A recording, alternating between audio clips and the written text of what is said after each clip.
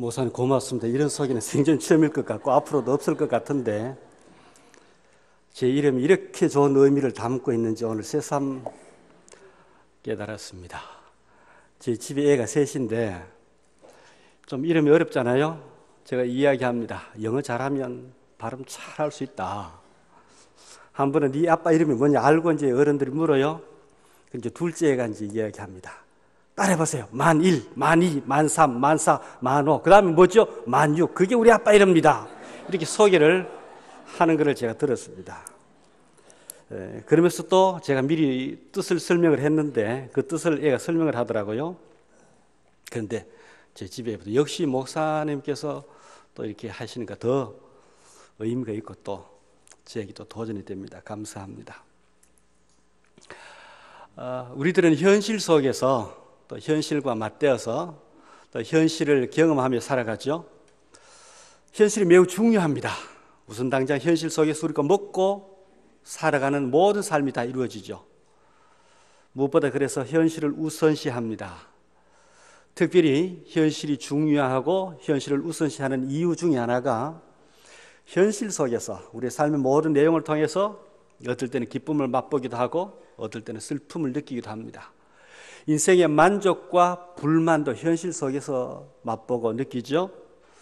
모든 사람들이 행복을 원하는데 그 행복도 삶의 현실 가운데서 맛봅니다. 또 불행도 현실이 원활하지 못하면 그 속에서 또 불행을 느끼게 되어지죠. 그래서 우리 인생이 살면 살수록 대부분은 특별히 삶이 어려우면 어려울수록 현실주의자가 되어집니다. 그러나 각박한 세상의 현실 속에서 스트레스를 받고 너무 힘들어지면 사람들은 그 현실을 부정하고 싶은 그런 본능이 또 마음 가운데 있게 되어지죠. 이것을 회피하고 싶어 합니다. 뭔가 새로운 것, 어떤 이상을 꿈꾸게 된다는 거죠. 그래서 현실주의자들은 또 다른 동전 양면처럼 이상주의자를 사모하기도 합니다. 그렇지만 대부분의 현실주의자들은 이렇게 자기가 생각하는 이상주의자들, 이 부분에 대해서 또 부정적인 생각을 하는 경우도 많이 있습니다. 마치 구름 속에 사는 것 같고 몽상한 것 같고 무엇보다 현실을 무시하는 것 같고, 이상주의자의 눈에 현실주의자들은 좀 세속주의, 좀 세속적이고 뭔가 좀 동물적인 인생을 살아가는 것 같고, 그래서 양쪽의 타협과 조화가 잘 이루지 못하는 것이 사람들의 삶의 현실이고 모습이고 내용입니다. 그러나 현실은 이상을 추구할 때 발전이 있고 이상은 현실을 바탕으로 할 때에 의미가 있지요. 이상을 놓치고 이상을 꿈꾸지 않는 현실은 어떤 면에서 발전도 없고 의미 있는 삶으로 나가지도 못하고 삶의 유익을 제대로 맛보지 못합니다. 우리는 사실 영적으로 보면 천국을 소망하고 나름대로 뭔가 세상 사람들이 알지 못하는, 불신자들이 느끼지 못하는 뭔가 이상이 있지만, 그러나 삶의 현실, 주일에 이렇게 오늘 예배 드립니다.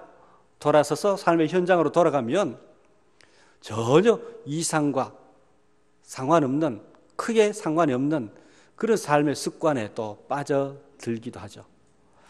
자, 그렇다면 우리는 어떤 현실을 살아야 될 것인가? 솔직히 굉장히 중요하고요.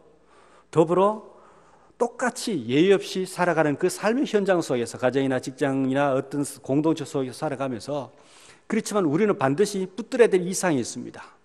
반드시 다름질하며 나아가야 될, 주목해야 될 이상이 있다는 거예요. 그 이상이 무엇인가 우리가 한번 생각해 볼 필요가 있습니다. 오늘 보면 우리가 너무나 잘 아는 내용, 그리고 많은 설교를 아마 연세 드신 분 들어오시면서 지금까지 오셨고, 특별히 이 말씀을 너무나 귀한 또 축복에 대한 약속이 담겨있는 말씀이기 때문에 많이 읽어오셨던 말씀이죠. 하나님께서 모세를 통하여 이스라엘 백성들에게 주신 말씀입니다. 조금 더 구체적으로 하나님께서 모세를 통하여 이스라엘 백성들에게 가장 이상적인 축복을 약속해 주신 말씀이죠. 자, 지금 이스라엘 백성들이 어디에 있습니까? 광야 한가운데 있습니다. 여기까지 오기 전에 이스라엘 백성들은 어디에 있었습니까? 무엇을 하고 있었습니까? 과거 애굽에서, 이집트에서 노예살이, 종살이하고 있었다는 거예요. 그게 저들의 삶의 현실이었습니다. 자기 스스로의 능력과 방법으로 그 현실을 탈피할 수도 없고 그 현실을 극복할 수도 없고 그 현실적인 문제를 해결할 수 없습니다. 저들은 아무리 꿈을 꾼들, 이상을 가진들 그 이상을 향해 나아갈 수 있는 발전적인 인생이 저들에게 보장되어지지 않았다는 거예요. 그런데 저들이 애굽에서 나오게 되었습니다. 지긋지긋한 노예 생활을 청산하고 그 고통받는 현실을 벗어나서 나오게 된 중요한 이유가 어디 있습니까? 하나님께서 저들을 구원해 주심과 더불어 하나님께서 저들에게 약속해 주신 것이 있습니다. 그것이 바로 한마디로 가나안 이상이죠. 하나님 이스라엘 백성들에게 약속하신 가나안 이상이 뭡니까? 한마디로 젖과 꿀이 흐르는 땅이라는 것. 지금 저들은 불편한 광야 생활을 하고 있고 광야 행진을 하고 있지만 그러나 꿋꿋이 걸음걸음 옮겨 놓을 수 있었던 이유는 하나님으로부터 가나안 이상을 선물로 받았기 때문에 그렇습니다. 그러나 그 선물을 받았지만, 약속을 받았지만 현재 광야라고 하는 현실의 삶을 살아야 되죠. 쉽지 않습니다. 낮에는 뜨거운 햇빛, 밤에는 추위와 싸워야 될 것이고 먹고 입고 자는 것이 도무지 보통 사람과 비교되지 않을 정도로 불편하고 힘듭니다. 게다가 하나님께서 모세를 통해 이스라엘 백성들에게 약속하셨던 그 가나안 땅, 물론 하나님께서 이스라엘 백성들에게 주신 이상이지만 그러나 그 가나안 땅도 솔직히 만만치 않다라는 사실을 이스라엘 백성들은 알고 있습니다. 앞서 자기 선조 가운데 각 지파의 대표들이 가나안 땅을 정탐한 적이 있습니다. 정탐하고 돌아와서 보고한 내용을 우리가 잘 알고 있지 않습니까? 괜찮은 땅이더라. 그러나 만만치 않던 땅이더라. 이미 거기에는 토착민들이 살고 있는데 저들과 우리 상대적으로 맞짱 떨면 우리 잽도 안 될 정도로 우리는 상대 못할 자들이 거기에 살고 있더라는 거예요.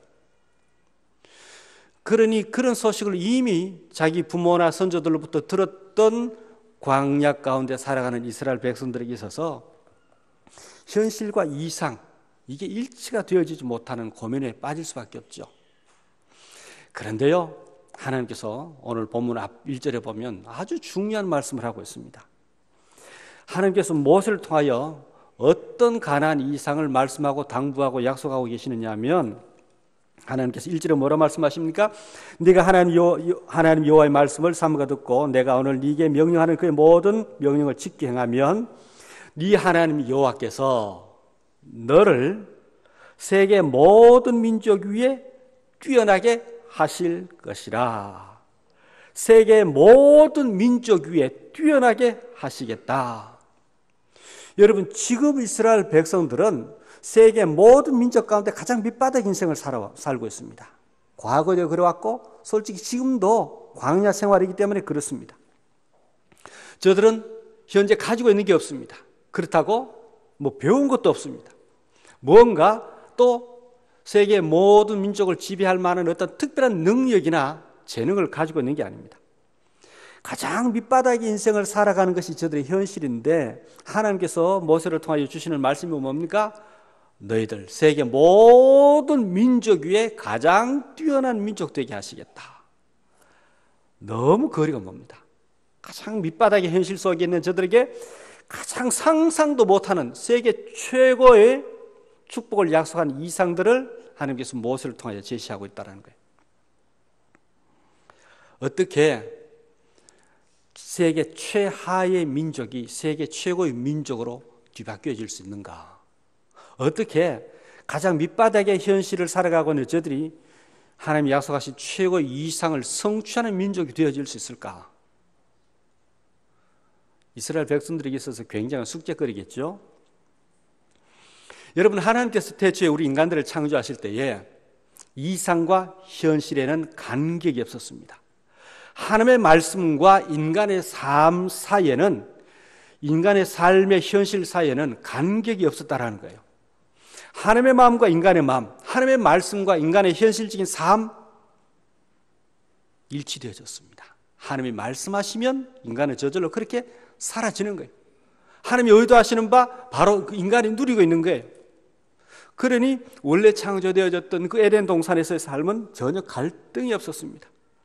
하나님과 인간, 더불어 인간이 생각하고 있는 것과 말과 행동 따로 놀지 않았습니다. 즉 에덴 동산 안에서 인간에게 있어서 현실과 이상은 전혀 구분되어지지 않았다는 거예요. 하나님의 말씀이 모두 축복이라는 현실이 되어지고 하나님의 말씀은 그래서 항상 하나님의 백성에게는 최고의 이상이 되어졌죠. 그러니 그 속에서 기쁨을, 그 속에서 행복을, 그 속에서 만족을 얻게 된 겁니다. 그러나 어느 날 사탄이 찾아와서 유혹을 하죠. 사탄이 유혹하는 내용이 뭡니까? 핵심 내용이 뭡니까? 하나님의 이상이 아니라 그거 말고 다른 이상을 제시하면서 유혹을 합니다. 하나님의 말씀은 진정한 이상이 아니라고 이야기합니다. 하나님의 이상보다 더 좋은 게 있다라고 유혹을 하고 그것을 성취할 수 있는 방법으로 시험을 한 겁니다. 결국 사탄에게 속임을 받아서 사탄에게 속은 인간 선악과를 따먹음으로 말미암아 어떤 현상이 생깁니까? 안타깝게도 하나님의 이상을 잃고 맙니다. 하나님의 말씀과 인간의 삶 항상 일치되어졌는데 그때부터 인간이 범죄하여 타락한 이후부터 하나님의 말씀과 인간의 삶은 그 순간부터 일치되지 않았습니다. 거리감이 생기기 시작했고 괴리가 생기기 시작했고 나중에는 전혀 상관없는 그런 삶의 현실이 되어져 버렸죠. 인간은 불편한 현실을 경험하게 되어지고 그래서 이로 말미암아 이상을 꿈꿉니다. 이상을 꿈꾸면 꿈꿀수록 어때요? 삶의 현실은 죄로 말미암아 더 고통스럽고 질병이 일어나고 사고가 일어나고 문제들이 발생하고 그 나름대로 이상은 꿈꾸지만 이상은 이상으로만 끝나버리고 이상이 성취되어지지 못하는 불쌍한 인생을 범죄한 인생들이 살아갑니다. 그것은 지금까지 연속이 되어집니다. 지금까지도 안타깝게도 이 땅의 모든 사람들 삶의 현실 과학이 발달하면 할수록 인간은 더 위험에 노출되어지고 지식이 쌓여질수록 인간의 마음의 근심은 더 함께 쌓여져 가고 있죠. 현실은 더 힘들어집니다. 이상은 더 멀어지는 것 같습니다. 아니 이상이 보이지 않습니다. 이상을 꿈꾼다는 그 자체가 이상한 일이 되어버렸습니다. 그런데 여러분 우리와 다를 바 없는 이스라엘 백성들 오히려 우리보다 더 힘들게 살아갔던 이스라엘 백성들 애굽에서 노예 생활하고 있는 저들을 하나님께서 강권적으로 부르시고 모세를 통하여 하나님이 계획하신 이상을 말씀하시죠. 너희들 세계 모든 민족 위에 뛰어나게 하겠다. 세계 모든 민족 위에 뛰어나게 하겠다. 그 방법으로 하나님께서 제시하신 내용이 뭡니까? 너희들이 하나님의 말씀을 삼가 듣고 하나님의 모든 명령을 지켜 행하면 하나님께서 세계 모든 민족 위에 너희들 뛰어나게 하겠다. 하나님은 이 약속을 성취시키기 위해서 노예 생활하고 있던 저들을 구원하셨고 그리고 하나님께서는 그 말씀의 능력이 그 말씀의 신실함이 어떠함을 광야 생활 가운데서 깨닫게 하시죠. 여러분 그런데 이 삶이 이렇게 하시는 하나님의 의도와 뜻이 지금으로부터 3,500년 전 4,000년 전에 하나의 사건이요 하나의 옛날 이야기로만 그치겠습니까? 아닙니다. 하나님은 지금도 당신의 백성들을 향한 이 의도와 뜻과 목적과 계획과 섭리는 변하지 않았습니다. 오히려 더합니다. 그래서 하나님께서 어떻게 하셨습니까? 독생자 아들을 이 땅에 보내주셨습니다. 이 땅에 독생자 아들 예수님을 보내시고 독생자 예수님을 보내셔서 그 예수님을 통해서 현실이 어떠하든지 간에 예수 안에서 진정한 이상을 꿈꾸게 하고 진정한 이상을 맛보게 하고 누리게 하신다라는 거예요. 자, 여러분 보십시오. 예수 안에서 이루어지는 이상들이 어떤 것인지 성경을 통해 우리에게 1차적으로 계시하고 있습니다. 이스라엘 백성들을 구름기둥 불기둥으로 인도하시는 하나님께서 예수님을 이 땅에 진리로 보내셔서 그분의 인도를 받는 인생으로 우리를 구별해 주셨다는 거예요. 광야 가운데 수많은 기적을 행하신 하나님께서 이 땅 가운데 예수 이름으로 놀라운 기적을 맛보게 하시고 누리게 하십니다. 특별히 당신을 믿고 사모하는 모든 자들을 예수 안에서 어떻게 해요? 자녀들은 예언하게 하시고 젊은이들은 환상을 갖게 하고 늙은이는 꿈을 꾸게 하고 한마디로 뭡니까? 이상을 품게 하더라는 거예요. 여러분, 예수님은 하나님께서 우리에게 말씀하신 이상을 만들어 줄 수 있는 유일한 분이십니다.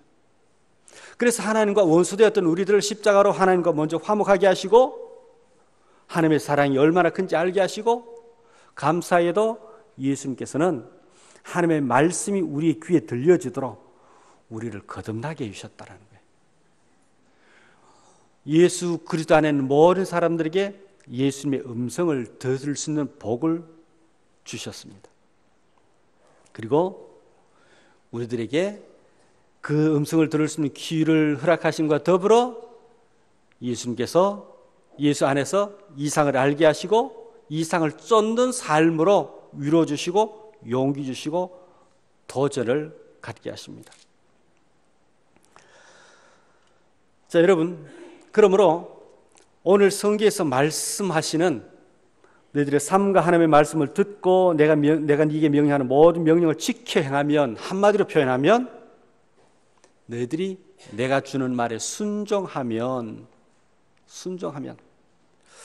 여러분 명심하시기 바랍니다. 그래서 순종은 단순히 순종으로 끝나는 게 아닙니다. 순종은 이 땅의 어두운 모든 현실을 밝은 이상으로 바꿀 수 있는 능력이 순종인 줄 여러분 믿으시기 바랍니다. 이 땅의 모든 삶의 터전을, 힘들고 불편하고 고통스러운 이 삶의 터전을 주님께서 약속하시고 예배해 놓으신 그 이상을 맛보고 경험하고 누리고 성취하는 터전으로 회복시키는 방편이 바로 순종입니다. 그러므로 순종은 어디에서 해야 되느냐 하면 순종할 수 없는 어두운 현실 속에 있을 때에 하는 겁니다. 쉽게 할 수 있는데 저절로 순종이 되어지는데 그런 환경과 형편 가운데 있는 자들에게 주님께서 순종하라고 말씀하지 않습니다. 여러분 성경 전체를 보십시오. 많은 말씀 우리에게 명령으로 주시고 어떨 때는 권면으로 주십니다. 대부분 보면 쉽게 실천하고 쉽게 순종할 수 있는 여건이 되어졌을 때 주시는 말씀이 아닙니다. 도무지 이해가 안 되어지고 도무지 상식으로 맞지도 않고 도무지 형편이 안 되는 그런 형편 가운데 있을 때에 주님께서 무엇을 요구하시느냐 하면 순종을 요구하십니다. 주님 주시는 모든 말씀을 순종했을 때에 순종한 그들에게 나타나는 현상 결과가 무엇입니까? 주님이 주시고자 하는 이상이 실현되어지고 성취되어지는 결과들이 그 속에서 나타났다는 거예요. 그래서 여러분 이 땅 살아가는 우리들은 순종은 단순히 그냥 도덕 윤리 수준에서 지켜야 되는 내용들이 아닙니다. 순종은 주님의 이상이 무엇인지 알게 하고 맛보게 하고 그쪽을 향하도록 나아가는 디딤돌이 되어지는 것이죠. 여러분 성도가 뭡니까? 뭘 가르쳐서 성도라고 이야기합니까? 자신이 만들어 놓은 그런 이상을 바라보면서 현실을 살아가는 자가 아닙니다. 자신의 현실을 바라보면서 그것이 전부인 양 착각하며 살아가는 자가 성도가 아니라는 거예요. 성도는 자신이 꿈꾸는 이상을 바라보는 자가 아니고 자신을 구원하신 예수님이 보내주신, 예수님이 보여주시는 이상, 이걸 붙들고 살아가는 자가 성도인 줄 믿으시기 바랍니다. 그래서 성도는 그 어떤 현실 속에 살아서도 항상 예수님의 음성에 귀를 기울입니다. 현실의 삶이 어떠하든지 상관하지 아니하고 이상의 주인 되시고 이상을 보여주시고 이상을 성취시켜 주시는 예수님께 집중하며 살아가는 자가 바로 성도라는 거죠. 여러분 성도가 왜 예수님께 집중해서 예수님의 음성에 귀를 기울여야 됩니까? 예수님의 말씀을 명령으로 받고 그 명령에 제대로 순종하는 삶을 살기 위해서 힘써야 됩니까? 성도는 이 땅의 것으로 만족하며 살아가는 것이 아니고 예수님께서 주시고자 하는 이상이 성취되어진 것을 맛보며 누리며 살아가는 자가 성도이기 때문에 그렇습니다. 여러분 예수님의 말씀에 순종하는 자, 청종하는 자, 그들에게 나타나는 약속이 무엇이고 축복이 무엇입니까? 물론 오늘 성경에는 구약 이스라엘 백성들에게 주신 말씀이죠. 여기에 보니까 전혀 우리가 상상하지 못하는 복을 약속해 주셨습니다. 3절 이하에 보면 성읍에서도 복을 받고 들에서도 복을 받고 몸에 자녀들 떡반죽 걸어 복을 받는다고 약속해 주셨습니다. 어떤 분들은 이건 구약 시대 말씀이 아니냐 하지만 여러분, 이 복 받기 싫은 사람 있습니까? 주님은 이것뿐만 아니라 이와 더불어 더 큰 복을 주기를 원하십니다. 현실을 넘어 예수님의 이상을 붙들고 살아가는 자는요, 인생 자체가 복이 되는 겁니다. 그래서 들어가도 복을 받고 나가서도 복을 받고 그 자녀가 태어나서 자라고 살아가는 그 모습 자체가 복이 되어집니다. 오늘 이후에 보면 28장에 보면 엄청난 복을 약속했지 않습니까? 들어가도 복을 받고 나가도 복을 받고 우리가 잘하는데 떡반죽 그릇에도 복을 받고. 그게 뭡니까? 이스라엘 백성들에게 있어서는 이상이지만 주님은 그것이 현실되게 하신다라는 거죠. 자, 여러분들은 어디에 매여 사십니까? 현실에 매여 사십니까? 이상에 매여 살아가는 사람입니까? 우리는 더 이상 속지 말아야 될 것, 사탄에게 속지 말아야 될 게 있습니다. 우리가 진정으로 회복해야 될 이상이 있습니다. 예수 그리스도 안에서 주님이 주시는 이상이 있습니다. 이것을 붙들고 현실을 살아야 됩니다. 우리의 정체성이 뭡니까? 성도입니다. 현실만 보고 살아가는 자가 아닙니다. 현재 힘들고 어렵다고 신세 타령하며 팔자소원하며 살아가는 인생이 아니라는 거예요. 지금 아무리 힘들다 할지라도 우리는 반드시 우리의 주인 되신, 믿음의 주인 되신 예수님을 바라보고 그분이 나에게 제시하신 이상을 바라보고 그 이상을 성취시키기 위하여 믿음의 걸음을 옮기며 오늘 또 살아가야 되는 줄로 여러분 믿으시기 바랍니다. 그래서 여러분, 예수님께서 공생의 초기에 수많은 무리들 앞에 뭐라고 말씀하셨습니까? 그러므로 내가 너에게 이르노니 목숨을 위하여 무엇을 먹을까 마실까, 몸을 위하여 무엇을 입을까 염려하지 말라. 목숨이 음식보다 중하지 아니하며 몸이 의복보다 중하지 아니하냐. 공중의 새를 보라. 심지도 않고 거지도 않고 창고에 들이지도 아니하되 너희 하늘 아버지께서 기르시나니 너는 이것들보다 귀하지 아니하냐. 계속해서 말씀하시면서 뭐라 말씀하십니까? 하물며 너희일까 보냐. 뭡니까? 현실 속에서 어떻게 하면 더 잘 입고 더 잘 먹고 더 좋은 환경에서 살아갈까? 현재의 삶에서 조금 더 나아지는 것을 꿈꾸면서 살아가는 그런 인생 되지 말라라는 거예요. 그리고 그거 바라보면 그게 이상인 줄 알고 착각하면서 살아가지 말라라는 거예요. 올해 예수님은 그런 자들을 향하여 책망하십니다. 믿음이 적은 자들아라고 책망하십니다. 올해 예수님께서 뭐라고 말씀하십니까? 너희들은 먼저 그의 나라와 그의 의를 구하라. 그리하면 이 모든 것 다 주시겠다라는 거예요. 결국 주님이 말씀하신 이상, 하나님의 나라와 의 구하는 인생을 살아라는 거예요. 그리고 공생의 이제 마지막 부활 승천하시기 바로 직전에 우리가 잘 아는 대로 이제 마태복음 28장 19절 20절에 보면 예수님께서 당신을 바라보는 모든 무리들을 향하여 말씀하시죠. 그러므로 너희는 가서 모든 민족을 제자로 삼아 아버지와 아들과 성령의 이름으로 세례를 베풀고 내가 너희에게 분부한 모든 것을 가르쳐 지키게 하라. 볼지어다 내가 세상 끝날까지 너희와 항상 함께 있으리라. 여러분, 여기에 보면 예수님께서 승천하시기 바로 직전에 자기를 바라보는 수많은 무리들, 사랑하는 당신의 백성들을 향하여 내가 너희들 앞으로 이 땅에서 잘 먹고 잘 입고 잘 살도록 해줄게, 그 약속하고 승천하지 않으셨습니다. 저들에게 약속하신 내용이 뭡니까? 현실에 대한 문제가 아니고 이상에 대한 내용들을 제시하셨습니다. 너희들 모든 민족으로 제자를 삼아라. 누구에게 말씀하십니까? 대표적으로 12제자들이겠죠. 여러분, 12제자들 어떤 사람들입니까? 갈릴리 농촌 출신 촌사람들입니다. 배우지 못했습니다.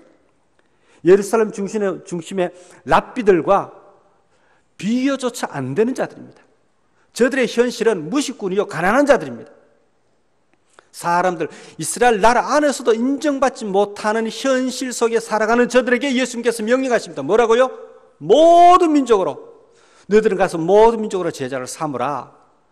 그리고 성부, 성자, 성령의 이름으로 세례를 베풀라. 그리고 내가 너희에게 분부한 모든 것을 가르쳐 지키게 하라. 결국 뭡니까? 예수님이 말씀하시는 거, 이거 순종하라는 거예요. 이것이 예수님께서 제자들에게 주신 이상입니다. 그 명령입니다. 이 명령에 순종하면 순종하면, 자 여러분, 모든 민족을 제자로 삼으라 말씀하신 예수님, 그 순종하면 어떻게 되겠습니까? 모든 민족으로 나아갈 수 있는 영적인 동력도 주시고 힘도 주시고 자원도 주시는 줄로 믿습니다. 오늘 우리 함께 이제 군선교를 위한 헌신 예배를 드리는데요.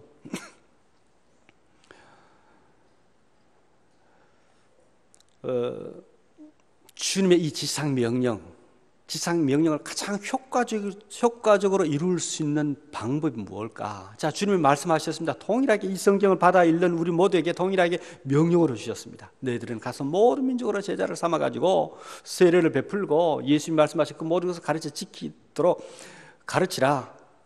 가장 효과적인 방법이 뭐겠습니까? 저는 확실히 말씀드릴 수 있는 게 바로 군선교라고 생각합니다. 왜 군선교냐? 여러분, 지금 이제 전도문이 닫혀 있다는 사실, 거의 안 된다는 사실을 알 겁니다. 감사해도 주님께서 가장 마지막으로 전도문을 열어놓으신 것이 군 부대입니다. 군인들입니다.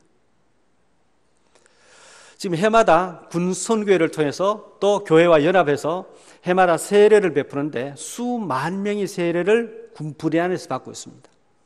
자, 믿지 않는 자들이 군대에 가서 3년 동안 2년 동안 군 복무하면서 예수를 영접하고 세례를 받고 신앙생활하면 군 제대한 저들이 그때부터 어디를 가겠습니까? 자, 군에서 복음을 들어 세례를 받았으니 가장 먼저 섬겨야 될 교회로 가겠죠. 교회를 섬기겠죠. 결국 뭡니까? 군선교가 교회를 살리는 가장 첫 번째 방편이 되는 겁니다. 뿐만 아닙니다. 여러분, 젊은 청년들이 한국만 무대로 삼고 살아가겠습니까? 전 세계를 무대로 이상을 꿈꾸고 주님 주신 이상을 꿈꾸고 전 세계를 바라보며 살아가는 자들입니다. 왜 이게 중요하냐? 여기 우리 남부교회 이제 보니까 이제 청년들 예배가 따로 있어서 여기 참석 안 하는지 모르겠지만 우리 교회 규모가 크지 않기 때문에 오후 예배는 잡다한 족속들이 다 합니다. 어린아이부터 노년에 이르기까지. 낮 예배는 뭐 보통 전통 예배를 드리지만 오후 예배는 굉장히 도전적으로 드립니다. 주로 뭐 학생들 오라고 해주도 안 해도 뭐 중고 대학생들 굉장히 늘 저들에게 이제 설교하는 바가 있습니다. 설교하는 내용 가운데 하나가 너희들 열심히 공부해라. 배워서 남 주라. 벌어서 남 주라. 그리고 남 줄 수 있는 영역 대구바닥이면 안 된다. 내가 허용을 안 한다. 한국도 안 된다. 너희들은 전 세계를 먹여 살리는 그런 인생을 꿈꾸면서 젊어서부터 준비하고 공부해라. 비전을 가지라. 하나님께서 이것을 기뻐하셨던지요. 우리 교회 주일학교 학생들 공부를 꽤나 잘해요. 교회가 송년동 앞산 밑에 있습니다. 송년 1동인데요. 송년 1동은 대구시에서 복지 대상 비율이 가장 많은 데가 송년 1동입니다. 대충 감 잡으시죠. 늘 주변에 보면 점치는 사람, 전도에 오는 사람 보면 뭐 가정에 문제 있는 사람들, 몸 불편한 사람들, 뭐 그런 사람, 오히려 교회에서 구제해줘야 될 대상들이 많이 옵니다. 그런데 그 교회 안에 학생들 뭐 고만고만 안 하겠습니까? 그런데 이 중고, 뭐 대학생은 좀 다르겠지만 평가하는 방법이 다르니까 중고등학생들 학교 성적이 어느 정도냐면 뭐 수성구의 뭐 교회하고 비교하면 좀 어떨지 모르겠는데 제가 개인적으로 지금까지 통계내 본 바로는 대구 시내에서 제가 확신하건대 10손가락 안에 들어갑니다. 제 예상은 5손가락 안에 들어갑니다. 우리 교회 아이들 학교 성적이. 그래서 반에 1, 2등 하는 건 명함도 못 내밉니다. 그렇다고 제가 공부에 닥달하는 게 아닙니다. 저들은요 늘 토요일 와서 기도회 하고 찬양 연습하고 교회 중심으로 얼마나 많이 움직이는지 모릅니다. 그랬더니 해마다 고등학교 졸업하는 애들이 한 10명 정도 돼요. 고등학교 졸업하는 10명 정도 되는데 한 10명 중에 6, 7명이 서울로 가버리네. 그럼 서너 명이 대구 지방대학교 가는 거예요. 그럼 대구 지방대학교 들어가서 졸업하는 애들이 해마다 한 4, 5명 돼요. 졸업하는 애들이 4, 5명 되는데 그 중에 3명 내지 4명이 또 서울이나 타지로 취직해서 가버리네. 그럼 해마다 10명 정도 알토란 같은 요 청년들, 학생들이 우리 교회로 빠져나가는 겁니다. 일꾼들이. 제가 원래 15년째인데요. 거의 한 15년 동안 거의 변함없이 이렇게 나갔습니다. 거의 변함없이. 작년 같은 경우에 한 10명 졸업하는 가운데 3명이 한동대 들어가고요. 뭐 단국대 가고 한양대 가고 뭐 이래요. 재작년에는 이제 포항공대하고 서울대하고 동시 합격한 친구가 전면장성으로 포항공 들어갔거든요. 그런데 주님께서 왜 이렇게 하게 하셨느냐 하면 보니까 이들이 젊었을 때 그런 비전을 가지고 주님 앞에 은혜를 구하니까 성년 동안 가장 빈촌에 살고 있고 현실은 가장 힘들고 어렵고 또 교회도 그런 교회임에도 불구하고 주님 주신 비전을 붙들고 믿음으로 살고 발부둥칠 때 주님께서 다니엘에게 10배의 지혜를 주셨듯이 그렇게 지혜를 주시는 거예요. 지혜를 주시고 뿐만 아니라 성도들도 동일하게 그런 자녀들로 키우고 그런 교회로 나아가도록 하기 위해서 힘쓰다 보니까 제가 15년 동안 우리 교회 성도들 가운데 장례를 딱 한 번 쳐봤습니다. 연세 드신 분이 없어서 그런 게 아니고 우리는요 평균 연세 드신 분 아직까지 안 돌아가셨으니까 제가 예측을 못 하겠는데 우리는 90살은 그냥 사십니다. 그냥 사셔요. 요즘 암 많이 걸리잖아요. 우리는 암 걸려도 100% 다 나았습니다. 부도난 가정이 없어요. 이유를 저는 분명히 알고 있습니다. 주님으로부터 받은 음성이 있고 깨달은 바가 있기 때문에 뭐냐? 바로 이겁니다. 28장 19절 20절 붙들고 여기 순종하고 이걸 이상으로 삼고 그래서 작은 교회이지만 군성교회 우리가 이제 힘쓰고 저희 교회가 힘쓰고 특별히 이제 북한 선교회 제가 이제 주님께 받은 비전이 있어서 엄청 퍼내기 합니다. 엄청 퍼내기. 너무 퍼내가지고 제가 목회를 정상적으로 하기 힘들 정도로.